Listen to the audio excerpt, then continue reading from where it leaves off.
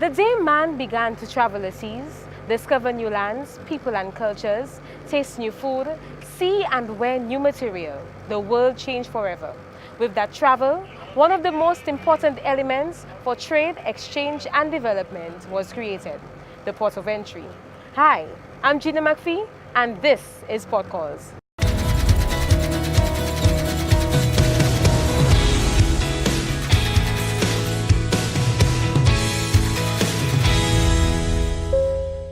Welcome to Port Calls, an inside look into one of our country's most important facets, our ports. On this show, we will take you on a journey into the organization that manages our points of entry, SLASPA. We will look at the organization itself and learn its history and mandates. We will discover the ins and outs of our various points of entry, get acquainted with the most important elements of the port system, the people themselves, and offer news, regulations, and tidbits to make your interaction with our port easier, more efficient, and more enjoyable. So since this is our first date, I'm going to tell you all about us, who we are, where we started, and what our plans are for the future. So let's start with a brief history. Who is SLASPA? One of the greatest natural assets of St. Lucia is the deep natural harbour at Castries.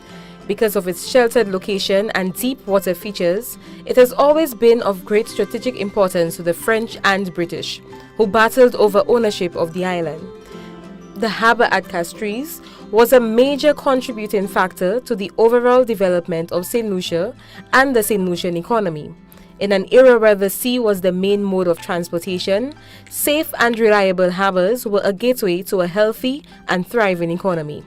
In 1845, the British built the Western Wharf in preparation for the coaling trade, and the first steamship arrived in 1841, the RMS Solway.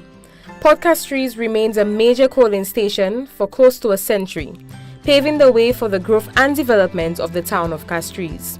As one of the deepest and most sheltered anchorages in the region, colonial government made a decision as early as 1925 to develop Castries as a central port in the region. The Port Authority was established in 1971 with a view to developing Castries in a modern harbour with technical and functional facilities equal to any shipping industry. The authority was charged with the mandate to restructure operations and improve cargo handling and warehouse facilities, as well as streamline operational systems for greater and improved mechanization of cargo handling.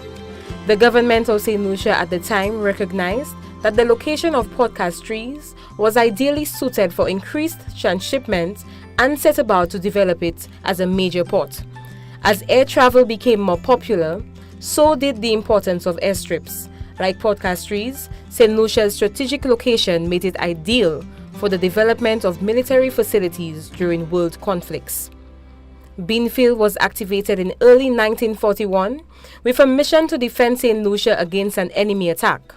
Bean Army Airfield was used as a military airfield by the United States Army Air Force's 6th Air Force during World War II. The former base was then refurbished and converted into a commercial airport.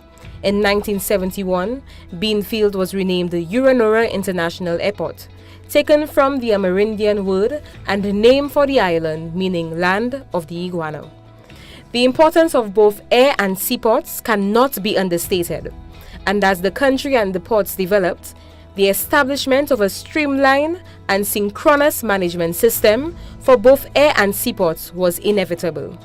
SLASPA was created out of the merger of the St. Lucia Ports Authority with the Airports Division of the Ministry of Communications and Works. In 1983, the St. Lucia Air and Seaports Authority SLASPA was established by an Act of Parliament and is responsible for management of the island's two principal seaports, Castries and Vieux Fort, the George F. L. Charles and Uranorra International Airports, as well as the smaller points of entry which include Soufriere, Marigot and Rodney Bay marinas.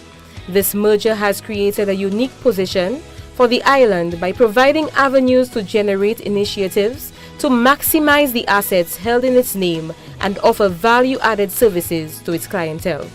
SLASPA is managed by a board of councillors. In the late 1990s, SLASPA diversified its investment portfolio with the construction of La Place Carénage, a fully air-conditioned, duty-free shopping mall featuring a mix of shopping, dining and entertainment overlooking the Queen Elizabeth II Dock and the Castries waterfront. La Place Carénage was further expanded in 2004. Another success story for Slasper has been the CIP, Commercially Important Persons Lounge at the Uranora International Airport, which is open to first and business class passengers as well as members and walk-in patrons upon payment of an entrance fee. Slasper built a ferry terminal to cater to the growing number of ferry passengers from Martinique to the island. The ferry terminal also features banking and restaurant facilities. Slasper is also in charge of Molashik and VG lighthouses. Molashik is reported to be the second highest lighthouse in the world, and VG Lighthouse boasts a 360-degree view of the north of the island and surrounding environs. Slasper handles approximately 600,000 tons of cargo, facilitates over 800,000 travelers, safely lands 40,000 aircraft, and berths over 1,000 vessels per year.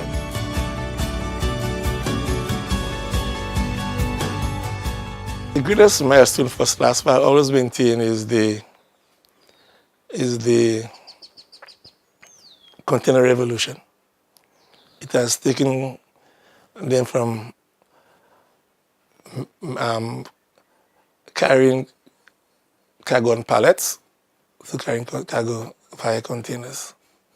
Apart from the containerized system and the different types of equipment we use at the time, which now is much different at the time, because when in Slasper started, it was little forklifts, small little forklifts, 3 tons, 4 tons. But now you have these big container handlers.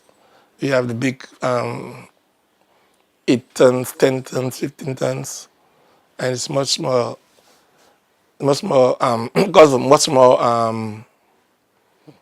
training for the fellows to handle. Then came the advent of the computerized system. That's around 1990, around that time.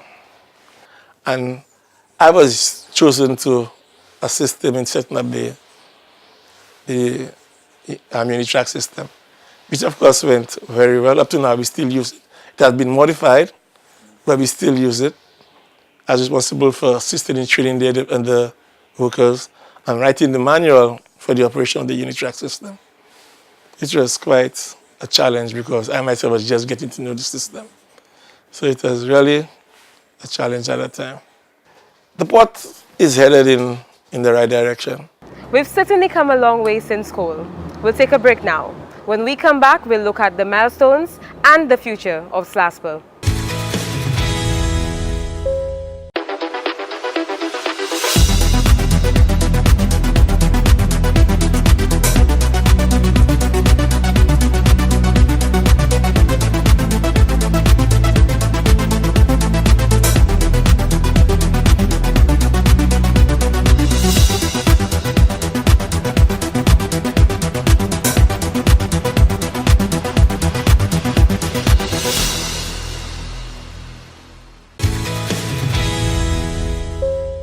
Slasper has come a long way since 1983, and we have achieved quite a few milestones. Some not easily seen, but others quite pleasing to the eye, like our lovely new headquarters. Let us take a look at some of our milestones over the years. 1971, renaming Binfield Air Force to Uranora International Airport. 1972, extension of runway from 5,000 feet to 9,000 feet at the Uranora International Airport airstrip. 1972. Construction of terminal building and air traffic tower at Uranora International Airport. 1976. Approach control service was introduced at the Uranora International Airport. 1983. Establishment of Slasper. Merger of the St. Lucia Ports Authority with the Airports Division of the Ministry of Communications and Works. 1983. Establishment of Ports Police Department. 1989. The Nova Port Cup, OECS Port with highest performance. 1990. The Nova Port Cup, OECS Port with highest performance. 1991. The Nova Port Cup, OECS Port with highest performance. 1992. expansion of terminal building at Uranora International Airport, construction of 2 wide-body parking positions. 1995, the Novaport Cup, OACS Port with highest performance.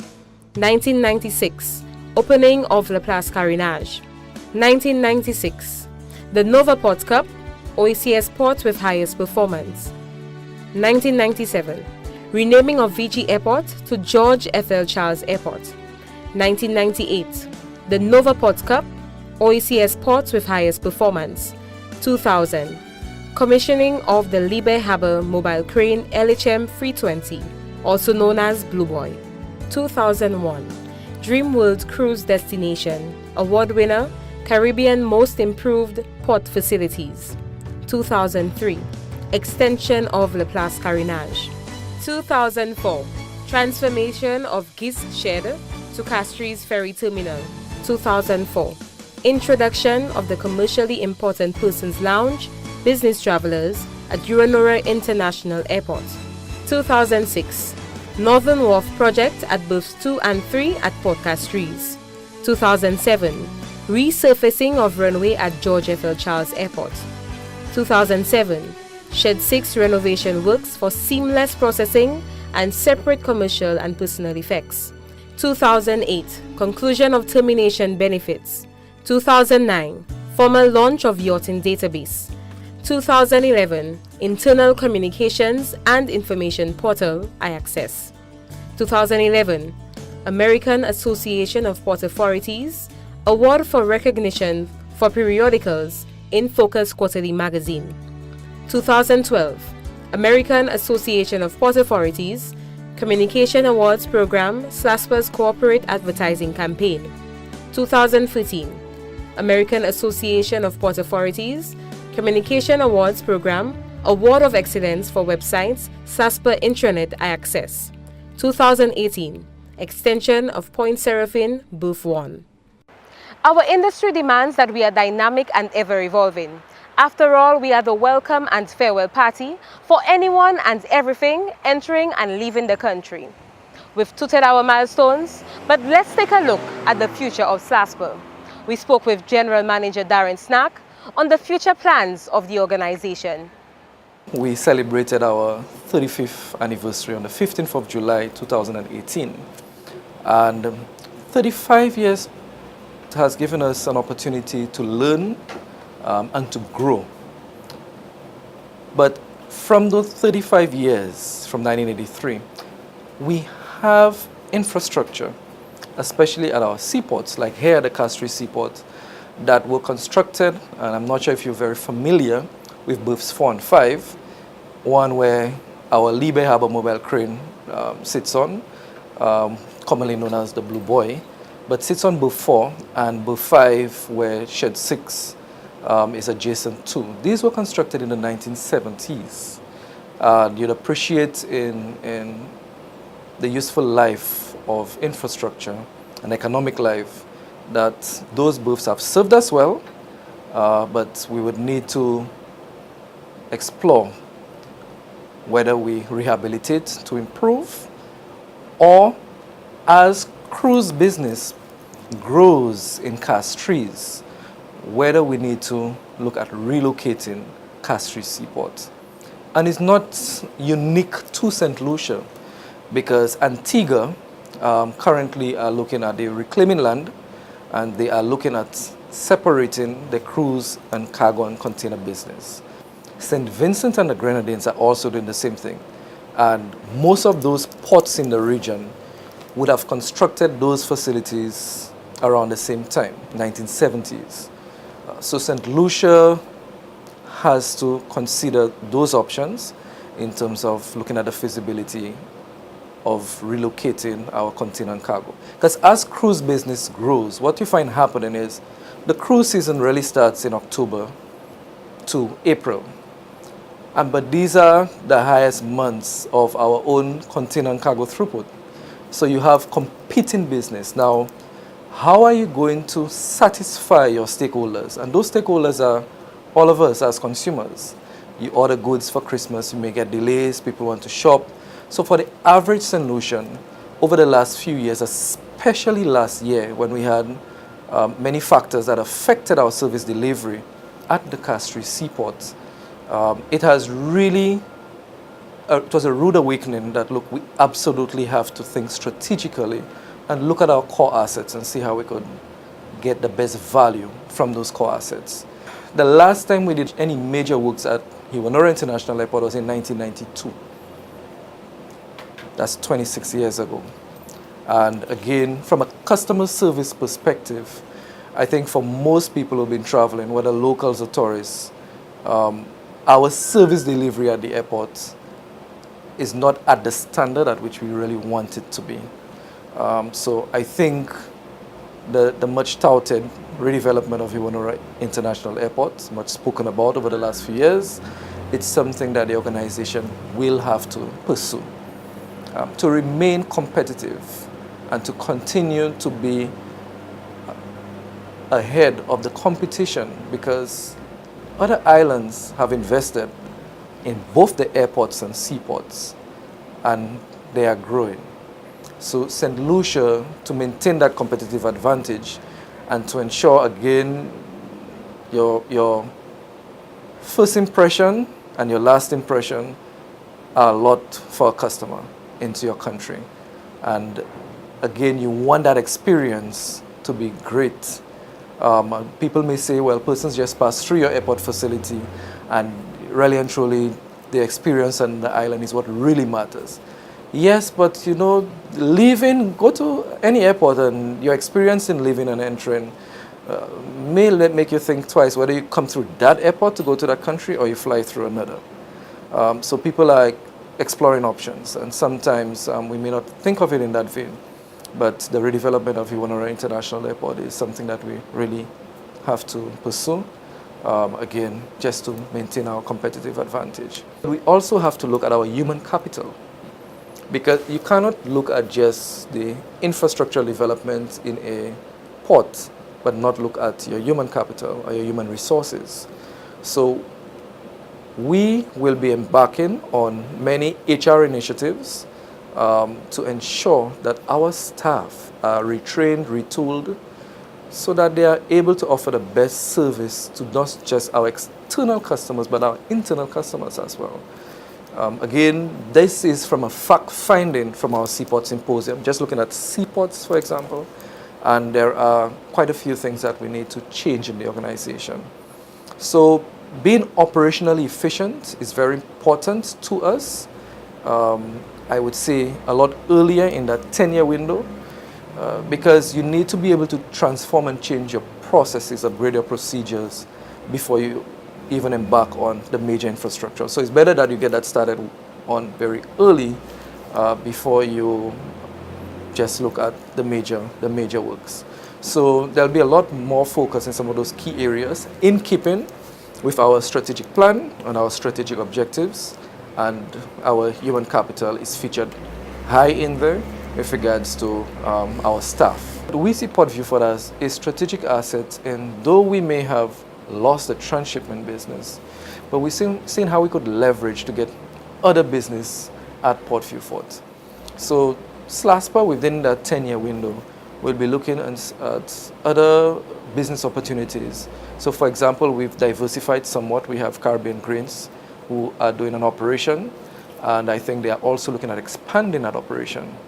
So Port Vieux Fort, also with the developments earmarked for the south, I think it's just a matter of time in which the organization would have to reinvest, because we will have to upgrade berths, equipment, etc. at Port Vieux Fort to be able to meet the incoming cargo envisaged after the developments in the south of the island.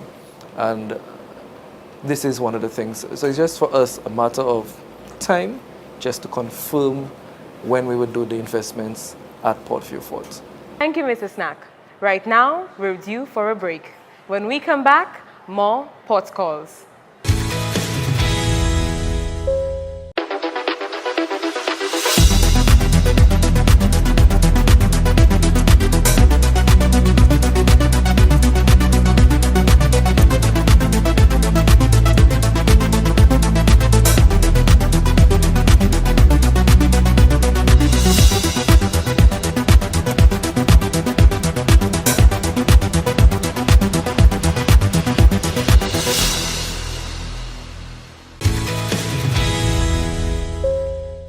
Did you know that the study of lighthouses is called phareology? It is taken from the name of the very first lighthouse built at Pharos to guide ships into the city of Alexandria. Lighthouse Day is celebrated on August 7th. In observance of that day, let us take a look at the two beacons right here in St. Lucia, which have guided ships to safety over the decades: Molashik in Vieux Fort and Vigie in Castries.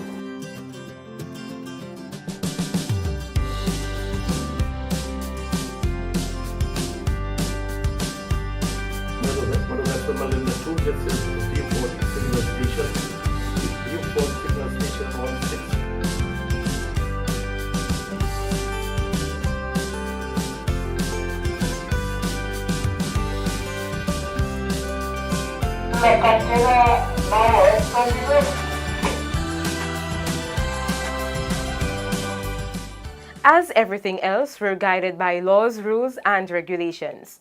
In this segment, By Law, we present some of the laws and regulations which guide the operations of the organization and our clients.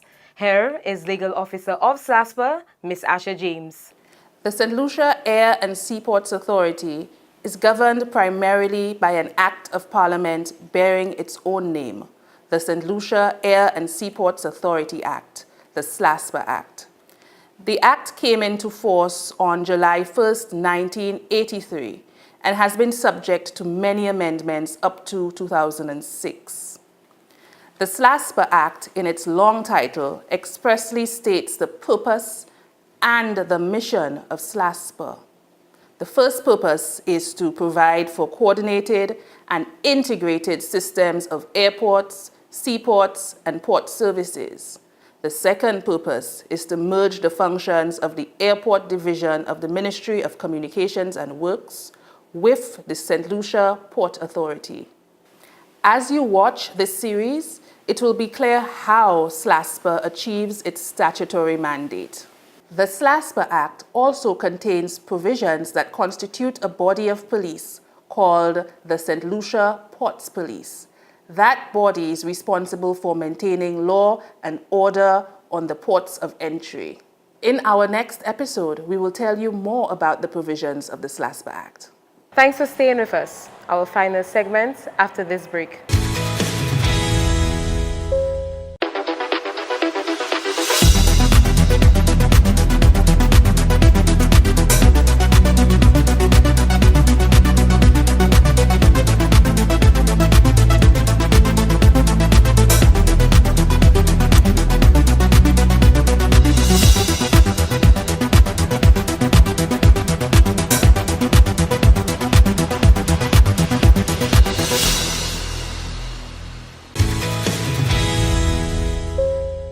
Welcome back to Podcalls. Before we leave, we will end with another important tip for those of us who travel the world, for business or for pleasure.